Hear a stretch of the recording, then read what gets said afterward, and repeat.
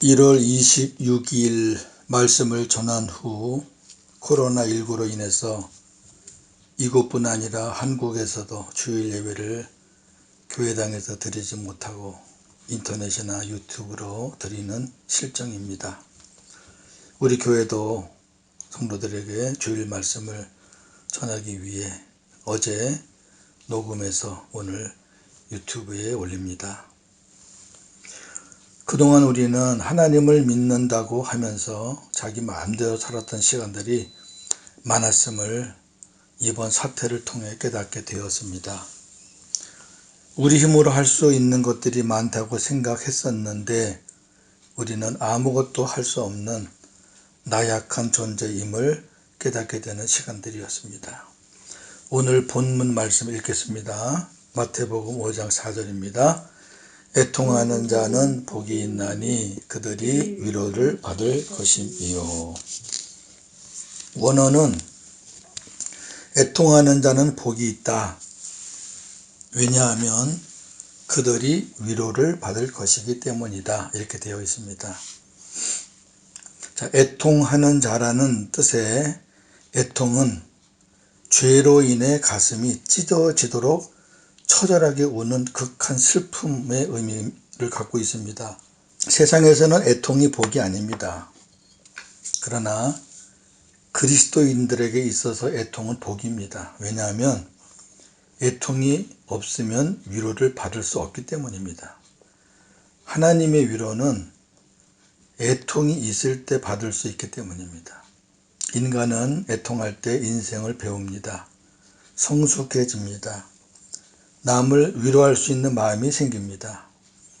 예수님은 우리와 같은 인간으로 오셨지만 죄가 없으시기에 자신의 죄 때문에 오신 적은 없으셨지만 예수님은 애통하는 자로 사셨습니다. 예수님은 공생의 사역 중 3번 오셨는데 첫 번째가 나사로가 죽었을 때 오셨습니다. 요한복음 11장 33절 35, 38, 39절입니다. 예수께서 그가 우는 것과 또 함께 온 유대인들이 우는 것을 보시고 심령에 비통히 여기시고 불쌍히 여기사 이르시되 그를 어디에 두었느냐 이르되 주여 와서 보옵소서 하니 예수께서 눈물을 흘리시더라.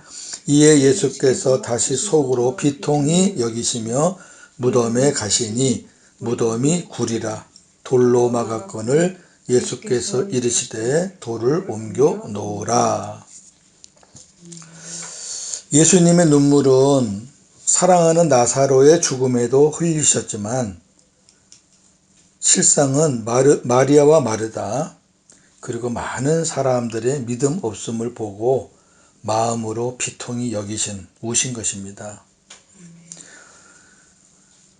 두 번째, 예루살렘의 임박한 멸망을 보시고 우셨습니다. 누가복음 19장 41절 가까이 오사 예루살렘 성을 보시고 우시며 멸망이 임박했음에도 사람들이 그것을 모르고 자기 욕심만 채우는 것을 보고 우신 것입니다. 세 번째, 겟세마나에서 죽음을 앞에 놓고 심한 통곡과 눈물로 간구하셨습니다. 히브리서 5장 7절 그는 육체에 계실 때에 자기를 죽음에서 능히 구원하실 이에게 심한 통곡과 눈물로 간구와 소원을 올렸고 그의 경건하심으로 말미암아 들으심을 얻었느니라. 아멘. 자, 예수님이 이렇게 애통하셨고 애통하는 예수님의 위로자는 하나님이십니다. 하나님께 위로를 받는 예수님이십니다. 하나님은 나사로를 살려주시고 영광을 부여주셨습니다.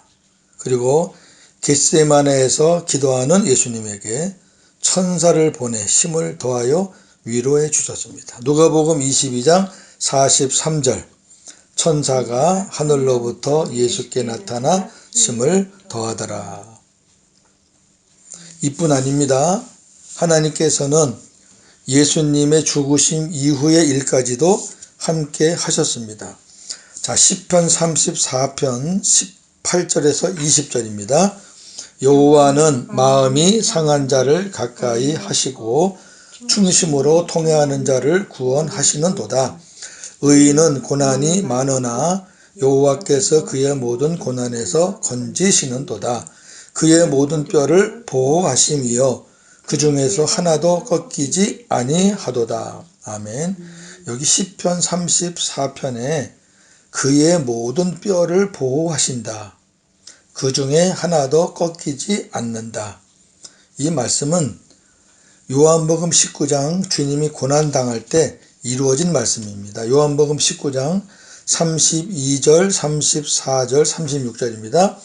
군인들이 가서 예수와 함께 못 박힌 첫째 사람과 또 그 다른 사람의 다리를 꺾고 예수께 이르러서는 이미 죽으신 것을 보고 다리를 꺾지 아니하고 그중 한 군인이 창으로 옆구리를 찌르니 곧 피와 물이 나오더라. 이 일이 일어난 것은 그 뼈가 하나도 꺾이지 아니하리라 한 성경을 응하게 하려 함이라. 바로 이 성경이 아까 읽었던 시편 34편 20절입니다. 그러니까 하나님은 예수님이 운명하신 이후에도 그 예수님의 뼈를 보호하시려고 미리 약속하셨고, 그리고 그 약속대로 예수님은 뼈 하나도 상하지 않으셨던 것이죠. 적용과 나눔입니다. 애통과 위로는 상관관계이기 때문에 애통, 슬픔이 없는 곳에는 위로가 있을 수 없습니다. 위로한다라는 의미는 곁으로라는 파라와 부른다라는 칼레오의 합성 동사로서 곁으로 부른다라는 말씀입니다. 이 동사의 명사형인 파라클레토스, 위로자, 보혜사는 그리스도와 성령에 대한 대명사로도 사용하고 있습니다. 그래서 예수님과 성령님이 바로 위로자요 보혜사입니다. 누가복음 2장 25절 예루살렘에 시므온이라 하는 사람이 있으니 이 사람은 의롭고 경건하여 이스라엘의 위로를 기다리는 자라. 성령이 그 위에 계시더라. 아멘. 여기 이스라엘의 위로를 기다린다는 얘기는 이스라엘을 위로할 자를 기다린다, 그런 의미고요.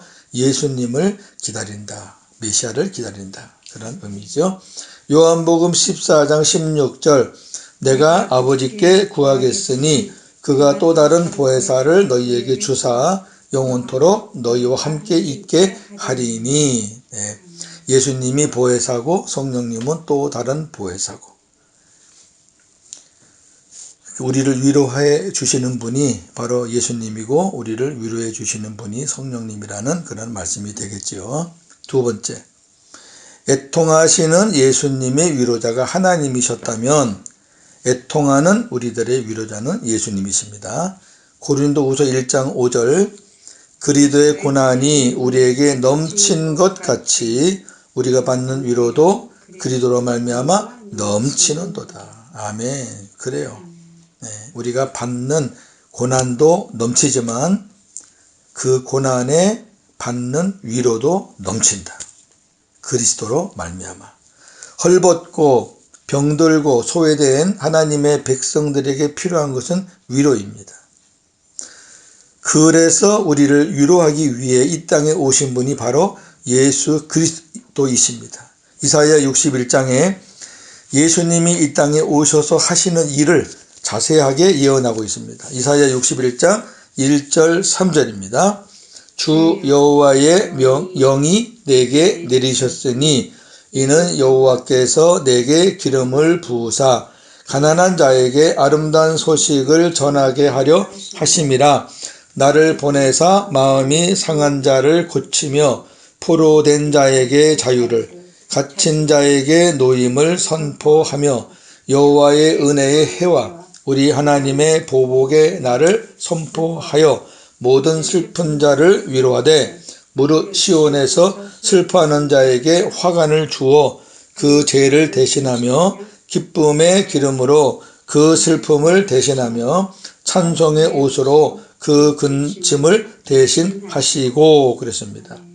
여기 보니까 여호와의 영이 내게 내리셨으니. 이사야가 말했는데 내게라는 말이 또 이사야로 생각할 수 있잖아요.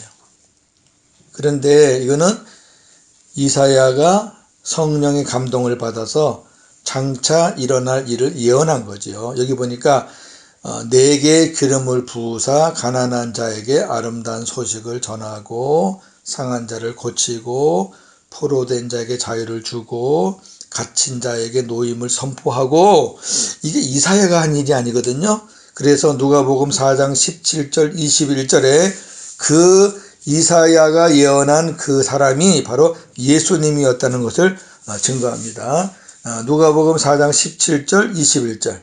선지자 이사야의 글을 들이거늘 책을 펴서 이렇게 기록된 데를 찾으시니 곧 주의 성령이 내게 임하셨으니 이는 가난한 자에게 복음을 전하게 하시려고 내게 기름을 부으시고 나를 보내사 포로된 자에게 자유를, 눈먼 자에게 다시 보게 함을 전파하며 눌린 자를 자유롭게 하고 주의 은혜의 해를 전파하게 하려 하심이라 하였더라.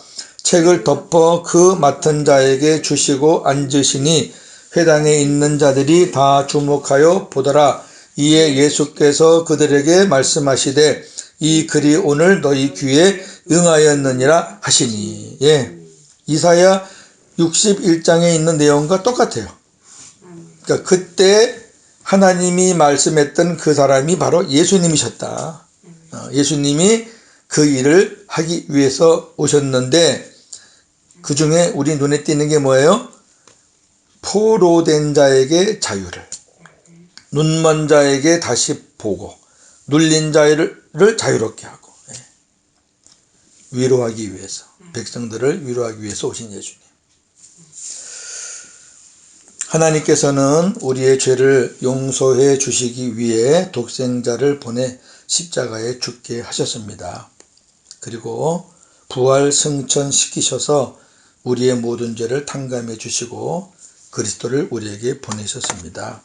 그러나 이제는 복음으로 생명이 되었기에 우리는 예전처럼 스스로 살아서는 안 되고 머리이신 주님의 말씀과 가르침을 받고 살아야 하는데, 그렇게 살지 못하고 스스로 사는 것을 애통해야 합니다.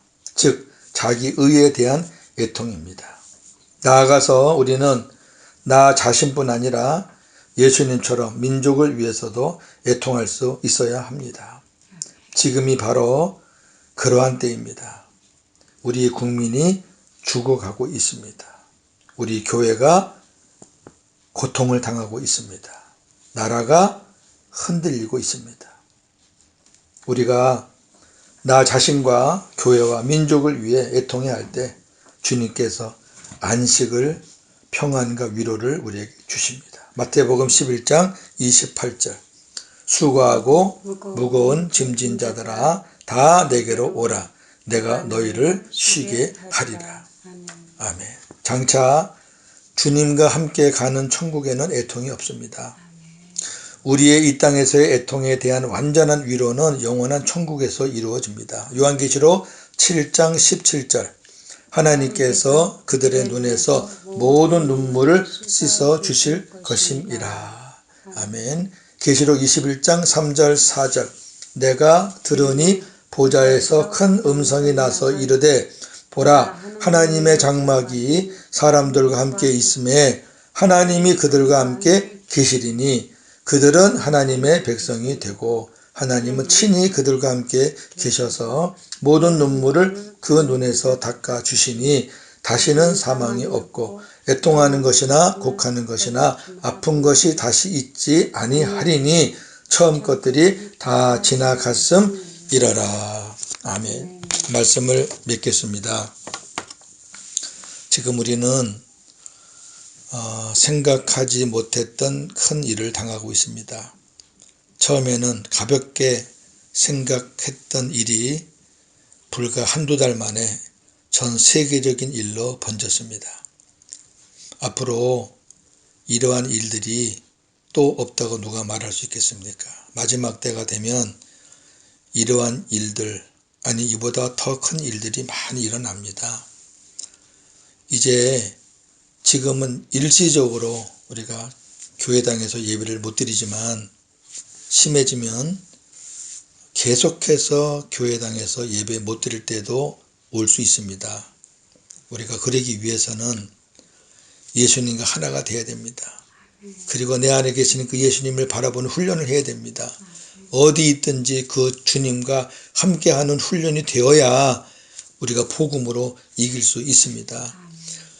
중요한 것은 지금은 상대방의 허물을 보거나 누구를 탓하는, 누구 때문에 이런 일이 일어났다, 이렇게 탓할 때가 아닙니다. 먼저는 나 자신이 하나님 앞에서 스스로 살았던 것 자백하고 용서를 구하고 우리 교회가 엎드리고 나라와 민족이 엎드리고 하나님의 간섭 없이는, 하나님의 허락 없이는 이런 일이 일어날 수가 없습니다. 우리는 이런 현상을 보기 앞서서 이 일을 허락하신 하나님을 우리가 두려워해야 됩니다. 그 하나님 앞에 우리가 애통할 때 우리는 하나님의 위로와 평안과 그리고 이 모든 고통의 끝을 볼 수 있습니다. 이러한 은혜가 있기를 날마다 소원하면서 주님 바라보며 승리하시는 우리 모든 성도들 되시기를 주님의 이름으로 축원합니다. 아멘. 하나님 아버지 감사합니다. 주신 말씀대로 저희들 부족한 것을 깨닫습니다. 나의 나약함을 고백합니다. 하나님 아무것도 아닌 것을 새삼 깨닫습니다. 용서하여 주옵소서. 자백합니다. 하나님, 이웃을 위해서, 나 자신을 위해서, 교회를 위해서, 우리 고국과 민족을 위해서 기도할 수 있는 우리 성도들 되게 하여 주시고, 하나님, 눈에 안 보이는 더러운 것들에 우리가 마음을 뺏기지 말고 내 안에 살아계시는 우리 영의 눈으로 볼 수 있는 우리 주님을 바라보면서 그분의 뜻에 우리가 굴복하면서 순종하면서 그분 앞에 우리가 엎드리며 그분을 바라보며 그분의 긍휼하심을, 위로를 사모하는 저희들 되기를 원합니다. 모든 영광 하나님께 돌리며 예수님의 이름으로 기도하옵나이다. 아멘.